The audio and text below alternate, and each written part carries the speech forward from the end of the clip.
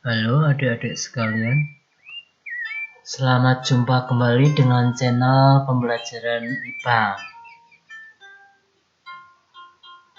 Kali ini kita akan membahas tentang transformasi energi di dalam sel. Bagi kalian yang belum subscribe, silahkan subscribe. Bagi yang sudah, silahkan menyimak dan di klik like-nya kalau kalian memang suka. Sekarang di dalam transformasi energi ini kita akan membahas tentang fotosintesis, respirasi, metabolisme, pencernaan makanan. Oke, sekarang kita lanjutkan.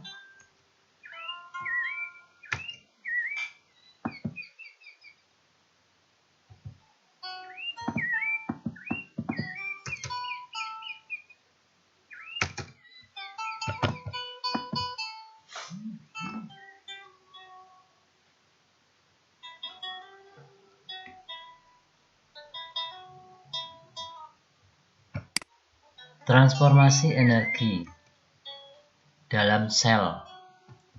Pada makhluk hidup heterotrof yang tidak bisa menghasilkan makanan sendiri, energi bersumber dari makanan yang dikonsumsi. Energi ini bertransformasi mulai dari energi potensial, energi kimia menjadi panas, kemudian menjadi energi kinetik untuk beraktivitas. Transformasi energi terjadi dalam organel yang terdapat di dalam sel. Jika tumbuhan terjadi di dalam klorofil, jika pada hewan dan manusia terjadi di dalam mitokondria. Klorofil adalah zat hijau daun yang terdapat di dalam kloroplas. Klorofil berfungsi di dalam fotosintesis. Mitokondria adalah organel di dalam sel hewan dan manusia yang berfungsi sebagai respirasi sel atau pernapasan sel. Di dalam mitokondria, energi kimia digunakan untuk mengubah karbohidrat, lemak, dan protein menjadi energi kinetik atau gerak untuk melakukan aktivitas. Mitokondria banyak terdapat pada sel otot, makhluk hidup, dan sel saraf. Ini gambar sel. Ini sel tumbuhan karena bentuknya segi 6 ya. Ini oksigen,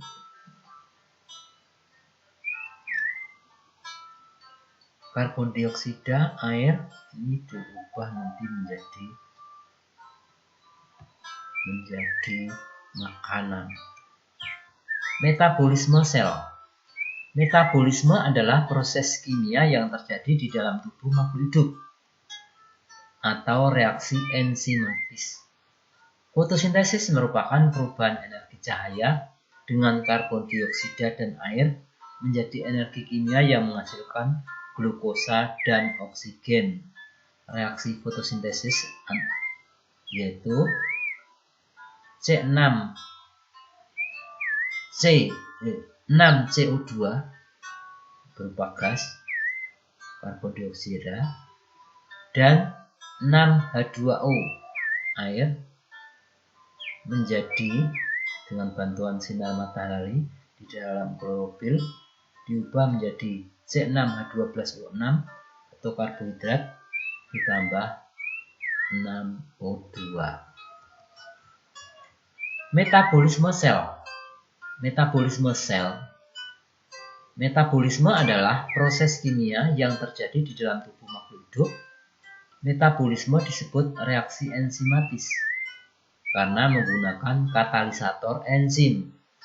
Metabolisme ada dua, yaitu katabolisme atau sintesis atau pembentukan, misalnya fotosintesis, dan anabolisme penguraian, misalnya respirasi.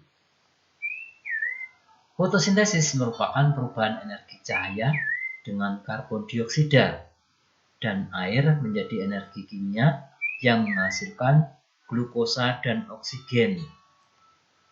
Reaksi fotosintesis yaitu tadi sudah ya, 6H2O air ditambah 6 CO2 atau karbon dioksida dengan bantuan cahaya matahari di klorofil diubah menjadi C6H12O6 atau glukosa dan oksigen 6O2. Ini gambarnya.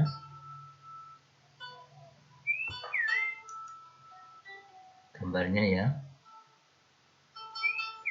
Respirasi. Respirasi adalah proses pembebasan energi yang tersimpan dalam zat. Sumber energi melalui proses kimia dengan menggunakan oksigen.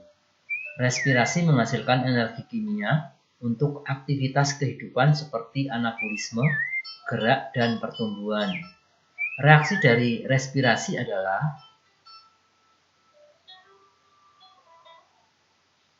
C6H12O6 ditambah O2, ini kurang ya ini, menjadi 6CO2 ditambah H2O plus energi. Jadi kebalikannya fotosintesis tadi ya ini ya, balikannya. Perbedaan fotosintesis dan respirasi. Kalau fotosintesis CO2 ditambah H2O menjadi karbohidrat dan O2.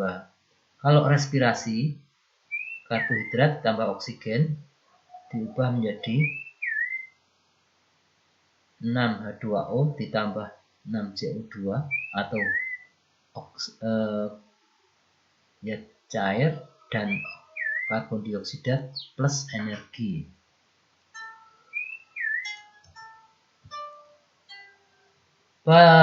Percobaan fotosintesis. Untuk mengetahui fotosintesis dihasilkan O2. Perhatikan gambar ini. Ini adalah tumbuhan hidrilla. Ini corong.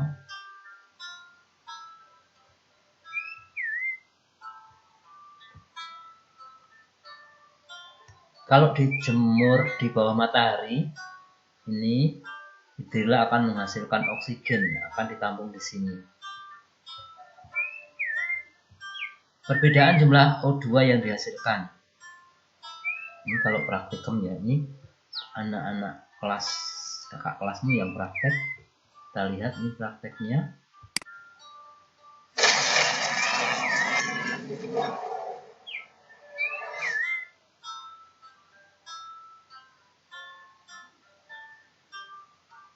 Ini kakak-kakakmu dari kelas 7 tahun kemarin.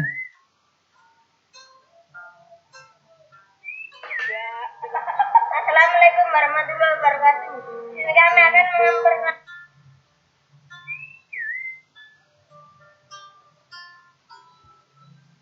alasan baru untuk pengamatan respirasi serangga. Ini ada KOH, eosin, vaselin, respirometer sederhana, topet, dan kapas. Ini KOH untuk mengikat karbon dioksida yang dikeluarkan oleh jangkrik. Ini respirometer ya, untuk mengukur kecepatan jangkrik atau serangga yang lain dalam bernapas. Kemudian ini vaselin, vaselinnya yang ini. Ini vaselin gunanya untuk merapatkan ini supaya jangan ada udara yang keluar. Kemudian ini eosin, eosin ini pewarna yang ada di sini. Nanti kalau udaranya dihisap oleh jangkrik, maka eosinnya akan masuk. Ini kan pengamatan fotosintesis. Ini ada gelas beker, corong kaca, tabung reaksi, dan hidrilla.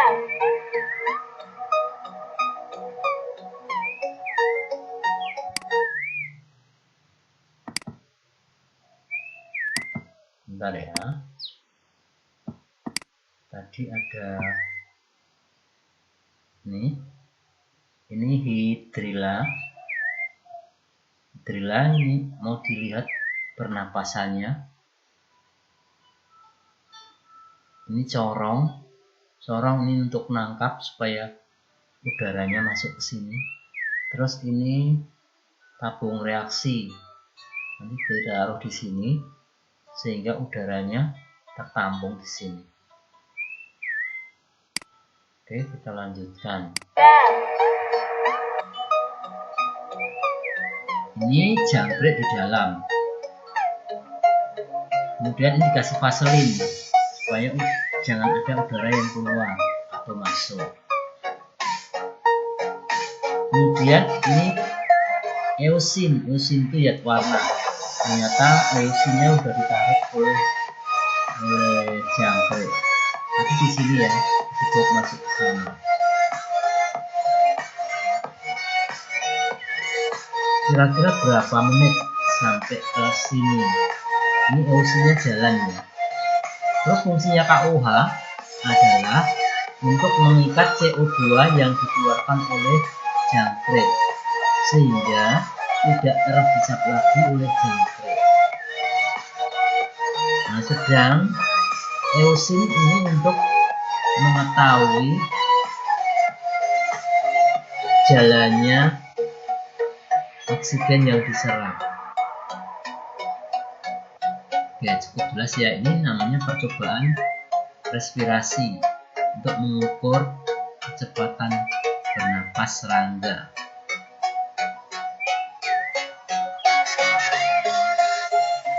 Sudah sampai di sini ya. Oke, sekarang kita perhatikan. Berarti serangga bernapas ya. Sekarang kita akan melakukan praktikum hidrilla. Ini dijemur di lapangan basket SMP ya. Ini dijemur di lapangan basket SMP. Nah, ini akan keluar gelembung-gelembung dan tertampung di sini.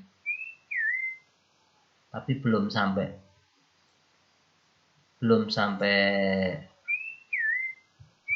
ada isinya, sudah terputus. Oke, nggak apa-apa ya, kita lanjutkan. Sekarang sistem pencernaan makanan. Sistem pencernaan makanan.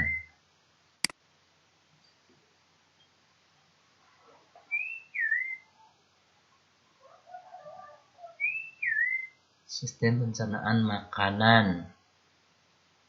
Sistem pencernaan makanan. Sistem pencernaan manusia terdiri dari saluran dan kelenjar pencernaan. Saluran pencernaan berfungsi mengubah makanan secara mekanik dan mengangkut makanan. Kelenjar pencernaan berfungsi menghasilkan enzim penting untuk pencernaan secara kimiawi. Di usus halus, karbohidrat dalam bentuk monosakarida. Selanjutnya monosakarida ini dibawa ke hati dan sebagian dibawa ke dalam sel untuk melakukan proses metabolisme. Hati dapat mengatur kadar gula dalam darah dengan bantuan hormon insulin. Ini gambar saluran pencernaan ya. Ini mulut, kerongkongan, lambung. Ini ada nomornya nih ya. Nomor 1, gigi, 2, dan seterusnya nih. Sampai terakhir anus. Oke, kita lanjutkan. Pencernaan karbohidrat yang terjadi di dalam tubuh. Dari mulut, lambung, usus 12 jari, usus halus, dan seterusnya. Di dalam mulut, oleh enzim amilase atau ptyalin, amilum diubah menjadi maltosa. Amilum diubah menjadi maltosa. Maltosa diubah menjadi glukosa kecil.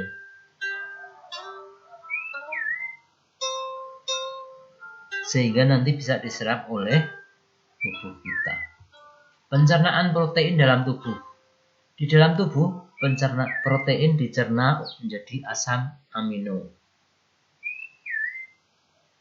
Pada reaksi hidrolisis dengan bantuan enzim pepsin, tripsin, kemotripsin, karboksidase, dan aminopeptidase. Asam amino tersebut diabsorpsi oleh usus halus, kemudian dibawa oleh pembuluh darah, dan sebagian menuju ke jaringan. Sebagian lain menuju ke hati untuk proses pelepasan gugus amin, gugus yang mengandung N. Pelepasan gugus amin ini disebut dengan diaminase protein. Pencernaan protein yang terjadi di dalam tubuh. Ini ya, prosesnya ini makan ini ikan dimakan.